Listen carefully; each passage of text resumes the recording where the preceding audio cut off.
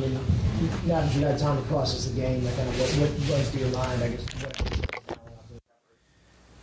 Well, I mean, it can still sting, and you can be really proud of what you achieved this season with this group of guys, and that's really the message for them. Is you looked at Halloween, we were 4-4, and then you looked up and we were 14-4, and back-to-back AFC North champs and back-to-back AFC championship game appearances. And so there's a lot to be proud of, and continue to build off of, and I hope you guys understand that.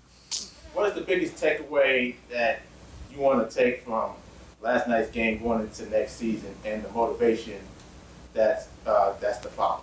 Well, I think when you're again, the things that are worth doing, it really stings when it doesn't work out in your favor, and there's great joy when they do work out. And we want to be in a position to feel both those emotions based on the outcome of the game, and we've put ourselves in a position to do that over the last 2 years.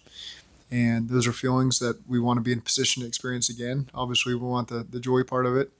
But I think the team understands that it's a long road to get back every single year, to get to the very back, and you never take it for granted.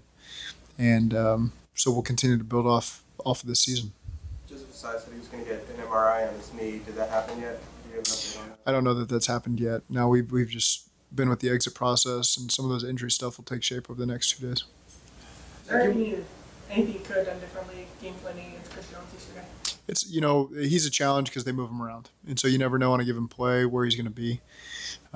It's the guys that are able to do that, those interior players that can turn into exterior players and can line up over all your guys. They present real challenges. He's a great player. I thought our guys really fought hard to try to keep those guys at bay. And certainly they got us a couple times, but I was proud of the way our offensive line fought to keep them home so Joe could have time to make some big-time throws, which he did. Talking about how this team was special, and it seemed like that was the sentiment leaving the locker room, with guys tearing up and, echoing your message about this team just being special. I know your brain isn't even on it right now, but every team changes from year to year. Mm-hmm. Did that make it sting, or how did it make you feel knowing that this team isn't going to be the same? Obviously, you hope to keep as many players as you can, but things happen. I mean, how did you process that, knowing what happened yesterday and with the future uncertain for some of these guys? Yeah, it's, that whole thing hasn't taken shape yet, and so you don't quite go there. Certainly we've had exit interviews with a lot of players. They know how we feel about them. Certainly guys whose contracts are up, and it's a great group of guys, and I think you all know that from interviewing them. There's probably nobody you interview where you don't want to deal with them, and that just kind of shows what we have in the locker room. And again, so now the next phase of the NFL happens, where you start to go through this transition leading into free agency, and we'll see how it plays out with a lot of guys. How do you handle exit interviews? Like, what are you trying to get out of it, or like, what's your kind of approach to that? There's a lot of, it kind of varies from player to player. There's things we always want to continue to improve upon our operation. And so, being the head coach for 4 years, there's always things that you don't see, and you want to make sure that the leadership can tell you when things are, hey, this is really good. I've been other places. How we do this in this area is awesome. Keep it going. Hey, here's something I think we can improve upon. And so we're always eager to learn and evolve and keep things fresh. And so that's part of the process. Sometimes it's a little too fresh, the day after your last game. Not everyone's thinking that way, but there's a lot of guys that, I hold in high regard that I expect to have more conversations with over the next couple months. You might not be able to remember, but is there an example, like not this year, but past years, where you've taken something? Sure. Yeah, I won't give specific examples, but yeah, plenty of times where, again, we're just always looking to improve anything we can improve upon, and that's play calling, that's operationally, that's scheduling, that's anything we can possibly do. Zach, is there a communication channel or a process available to you to get clarification from the league on why certain things were done by the officiating crew yesterday, or would you even forward tapes or films and try to get feedback that way? I mean, anything that will help us in the future, understanding things. At this point, our season's over, and it's best not to dwell on things that could have happened in any way, shape, or form yesterday. And so again, if there's anything operationally that we feel like benefits us just to have a better understanding, then we always pursue that in the offseason and try to get better. And the league always comes in and sends memos and sends videos and sends officials in, and you're always trying to get better. And that's where it's at for us. But was that third down situation yesterday something you were aware of going in when they explained it to you, or was it something like, it looked like on the sideline, you were like, what are you doing? What are you calling here? I don't know. There's confusion, obviously. It's rare that a play gets run and then you repeat the play. And so, initial confusion on my end. They tried their best to explain it to me, and then we moved on. There was a lot of chatter after the game in Kansas City, talking about all the comments throughout the week. You guys talked about the fact that you liked having an edge going into that game. But in hindsight, is there anything that you would do differently? Or would you do it all over again, given the way the players approached it? No, I think this team has an edge and a confidence about them. At the end of the day, we always want to represent our organization, our city, the right way, and that's with class, respect, and there's plenty of times you get right up on that edge. I get that, and I love our team. They always come from a good place, and so we always keep those conversations pretty internal. When you win, you can say what you want to say, and again, we give them a lot of credit. It was a heavyweight fight yesterday, and they came out on top, and they get a chance to go to the Super Bowl. And so when you're in that position, you get to say what you want to say. Is it fun to be a part of, these are kind of rare rivalries in sports? We have teams of that caliber that compete. Is it fun to be a part of that for future years now? You hope to be in those showdowns as often as you can. And proud to be a part of that game yesterday. We came up on the wrong end of it, but and you always have regrets on things you wish you could have done differently. Of course, in retrospect, you're always looking at things that could have gone the other way. But at the end of the day, I was proud of the way that the team represented themselves on the field yesterday. We gave it our best shot. Came up a little bit short, but you're able to get on that plane with your head held high and go into the off season and have a chance to reflect back on some great things that happened this year. It might be too fresh, but they've got the sign that they got to play us and the mantra that this team, does that reset next year? Do you take those down and say, that's a new year, new team? Every year's different. Some things carry on forever. Some things you update as you go. No determinations have been made on next year's slogan. We'll have plenty of time to think about that. I don't know if you saw the video of, BJ putting his arm around us out in the locker room yesterday.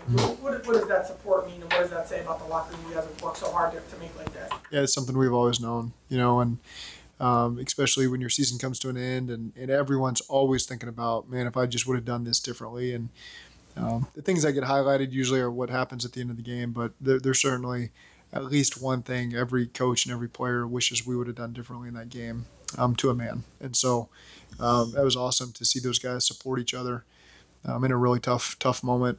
And Joseph's a guy who leaves his heart and soul on the field every single day, whether it's in practice or in games, and so I appreciate that about him. Zach, going back to training camp, I guess we'll start with the appendectomy for Joe Burrow. Then you start 0-2, and then you lose Jamar Chase for 4 games, and then you guys really catch your stride, and then you lose 3 of your starting offensive linemen. It just seems like you guys, and I know it's like that for every NFL team, constant adversity. But what did you learn about this team and yourself navigating this type of season? Well, I think that's why your depth is so important. Everybody on your practice squad and your roster. And again, that's why Duke and that whole department do a great job of making sure we're ready for moments like this, because you never know where it's going to hit you. Everybody deals with the injuries, and that's just part of a long season. What's that? I'm sorry. Yeah, hold on one second. And then, the other part is just our division. You look at all 4 teams, they all split with each other, everyone. And that just shows you how tough this division is.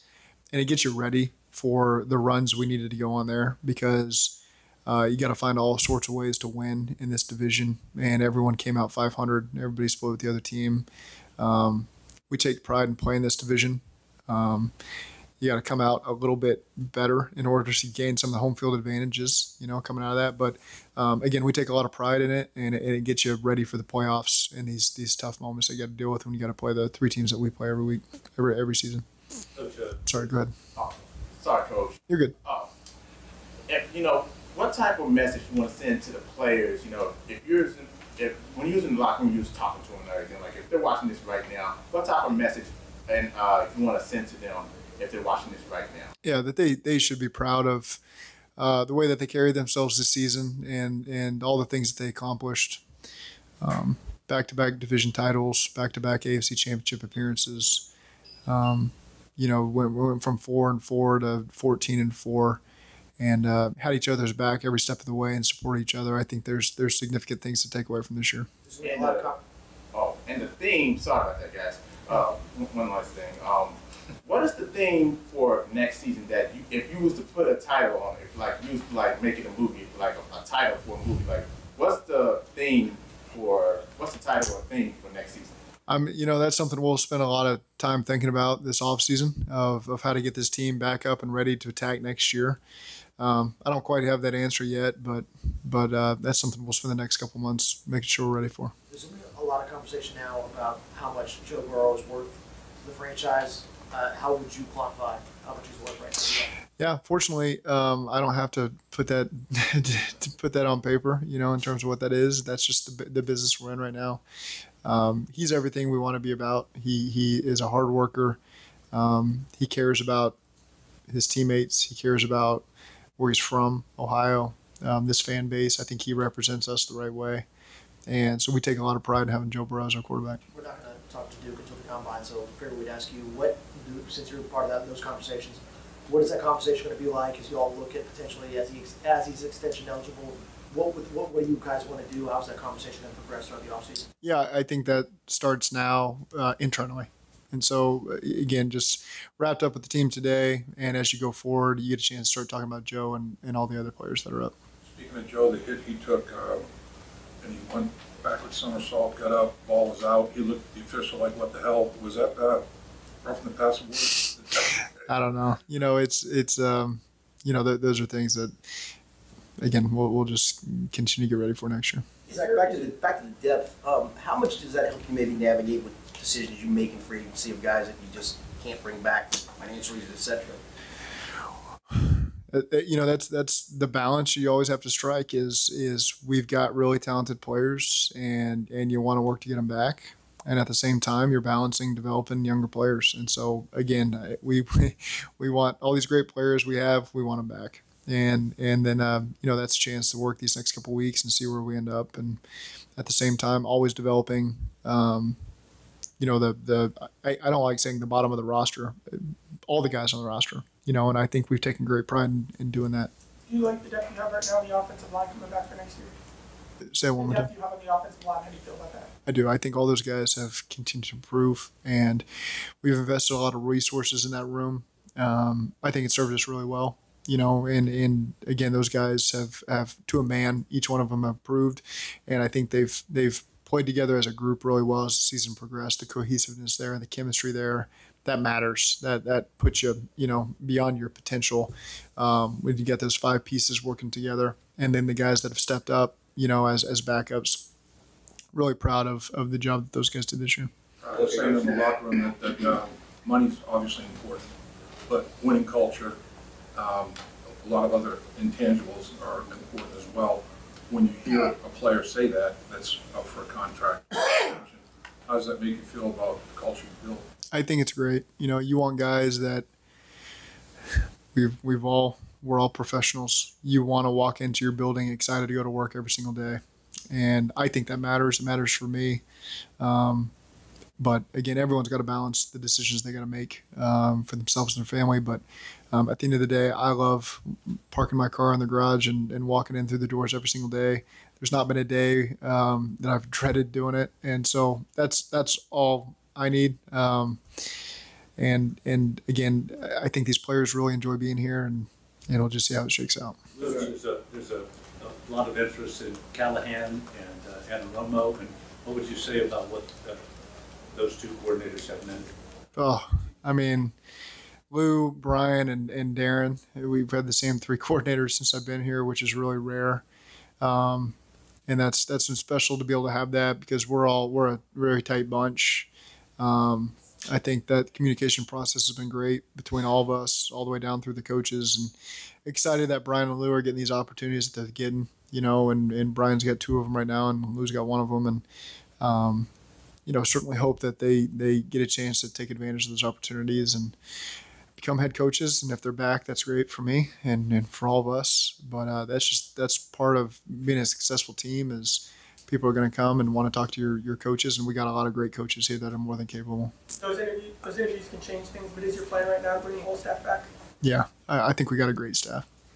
I mean, in case, if something does happen with one of those guys that do end up getting an opportunity there, I mean, what's made them good coordinators, and what do you seek in kind of a guy, now that you've kind of been a head coach for 4 years, what makes for a good coordinator and what you're looking for? I think those they're really smart, and they have no ego. That's a great starting point. I think they all have such tremendous experience behind them. You look at the places they've been, the guys they've coached, people they've worked under, the games they've been a part of, and we've all grown together. I mean, you're allowed to improve. You're not the person you were 10 years ago, 5 years ago. You're allowed to improve, and I think everyone on our staff, the more we've been together, we've improved as a whole, and we're going to continue to improve as we move forward. We're not just going to be stagnant, and so I think that those guys all have a lot of potential, even going forward. If they were to leave and go somewhere else, or stay here. Going back to the culture, every unit group has its own kind of culture, not to take away from one or the other, but with the secondary, that nucleus with Cheeto, Eli, Jesse, why has that culture of that nucleus been so special in those guys? Well, there's a lot of veteran leadership in there. Man, they work their tails off, and winning is important for them. Bringing the next man along is really important for them. If you're talking about the rookies with Cam and AG, and so I've really liked what I've seen from that group is making sure everyone's improving. Their communications have been awesome. I mean, they are some tremendous leaders in that safety room and that corner room, and they're all really valuable to us. Eli and Cheeto were both talking about how this is the happiest, most connected they've been with their teammates in their careers being here. Is it more just their chemistry, or is it just something special about that locker room, or is it kind of a combination of both? I think it's a combination of both. I think they genuinely enjoy being around each other. I think Chuck Burks has been great in that room as well. And I think just the overall locker room, you see those DBs hanging out with all sorts of guys across the ball, same side of the ball. It's just really a special team that way. You speak of overall culture. The first 2 years you were here, the records were what they were, and the drastic change the last 2 years. What are you most proud of, having been front and center to witness that kind of change in the last 2 years? The foundation that's been built here, and again, it's changing. It's the Cincinnati I always faced as a coach on other teams was outstanding, and so again, it's a new start for us as new coaches that come in here, and so you build your own foundation and that you want to stand upon. And I've just been really proud of sticking together through tough times. Whether that's the coaching staff, front office, players that have been here throughout the whole deal, adding new players. I think you were just really proud of the way that everyone's had each other's back and stood firm and allowed us to continue to grow as a team. We didn't get to talk to you until the combine. Any updates on Is that true? That's right. Was that like tomorrow? Did Burrow's wrist check out okay? I don't know that yet. I talked to him this morning. He was in. We had a good conversation, so I didn't stare at his wrist, but I'll find out more of the injury stuff a little bit later today. It's awesome. Later on this week, I'm sure. Sure. I don't know if you were asked about it, but it was reported a few days ago that Dan Pitcher had kind of turned down interest from other teams as a coordinator to stay here. What does that mean to retain him under those circumstances? He's a great coach, and there's still opportunities out there that he's got a chance to talk through, but we value him here. He's done a great job. He's had various roles coming up through the years. He was on Marvin's staff. They did a great job identifying him and bringing him in, and we kept him, and he's continued to grow from the receiver room to the quarterback room, and he plays a huge part in Joe's development, our game planning, and our operation on game day. And so, again, he's got a lot of value to us, and we'll see where it goes with these other opportunities, but I'd be very happy to have him back. Is there a benefit in his situation? You start out in personnel, and then moved over into the coaching part of it. Is there a benefit to that, or is it just very guy-to-guy? Well, I think it's good, especially in the off-season phase of things where you're evaluating prospects that could come through the building, developing players. You've really studied that, so I think that's a good background to have. Just like guys that have maybe worked on defense that come over to offense and vice versa. You don't always get that opportunity to do that, but when you do, I think that's a great asset. What's the key to evolving, specifically with the offense, as guys kind of grow into their roles in the league? They're not first and second year players anymore. How do you guys as coaches kind of evolve with them as they move throughout their career? Well, there's a balance there of things that we hang our hat on that we got to continue to improve upon and be better at, and then there's new ways you want to be creative going into each year and pushing those guys. I think we got a group of guys that is capable of being really hard on themselves and understanding where they need to improve to be the best of the best. And those guys all have that potential. And so I think that's what's special about that group is they want to be challenged and they want to continue to improve in every way. How do you think the rookies progressed after the first year? I think it's a really good class. That's really helped us. And I won't go one by one today, but I think that as it's the names are all coming in my head, a lot of those guys played significant roles for us. A lot of them are going to play significant roles for us. Some dealt with injuries, and excited to get them back in the fold next year. If you think about Tyson, and so again, it's a really good group that I think we Duke and his staff did a great job bringing those guys in. Coach, what would you say about the Bengals Chiefs last 4 games being separated by a 3-point margin and the kind of exciting games? Yeah. That these have been so thrilling, each one of them, that as a fan, as a viewer, you couldn't even take hardly one play off. Yeah. They're exhausting. But they're heavyweight fights, and that's what is fun about this league. That's what you want to be a part of. You want to put it all out there to where you're going to feel tremendous joy or tremendous agony when you walk off the field, and that just means you're in the right profession, doing the right thing when you get a chance to feel those emotions, and that's what keeps me going. And it's not always. There's only one team that's going to be really happy at the end of the year, and you're always fighting to be that one team, and we think we've got the potential to do that at some point. When you make the playoffs, the end is so abrupt unless you win the Super Bowl. Mm-hmm. But considering the 10-game winning streak and being a game away from a return trip to the Super Bowl, did this one seem even more like a train hitting a mountain? Yeah, you immediately feel tired this morning because you're always prepping yourself one more week, and coffee, whatever you got to do to keep yourself going, and the excitement. And then when it ends, you just get sick for like 2 weeks, everybody, and your body just shuts down. And I'm sure that's the point I'll hit tomorrow. But I am doing my best just to appreciate, all the things you just mentioned that this team's accomplished this year. There's a lot to be proud of.